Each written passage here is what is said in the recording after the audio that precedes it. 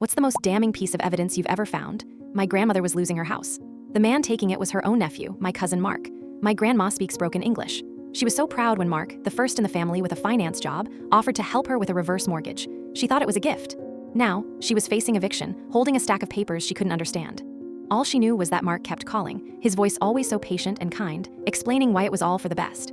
She started recording the calls, not out of suspicion, but because she couldn't keep up and wanted me to listen later to explain it to her in our language. As a legal transcriptionist, listening to audio is my job. I started transcribing the calls just to have clear notes for her. At first, it just sounded like confusing financial talk. But after about 10 hours of audio, a cold feeling settled in my stomach. Mark used the exact same phrases repeatedly. It's a government benefit. You're unlocking your home's hidden value. This just puts cash in your pocket with no risk. It felt rehearsed. I had to prove it. This discovery wasn't an accident, it was work. I took his key phrases and searched for them online. The trap was sprung by his own words. I found it on a whistleblower site, a leaked training manual from a notoriously predatory mortgage company. It was a sales script.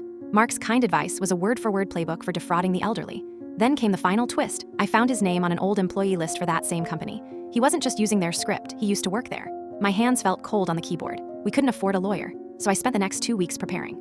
In the eviction hearing, the judge was impatient. We were just another sad family dispute. Mark's lawyer presented the signed contract. It looked hopeless. Then it was my turn. I didn't make a speech. I just handed the judge a single 12-page document.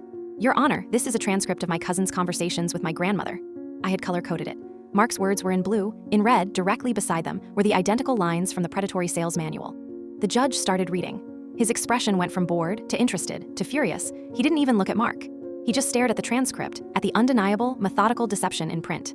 He slammed his gavel down, voided the mortgage on the spot, and referred the case to the district attorney for criminal investigation.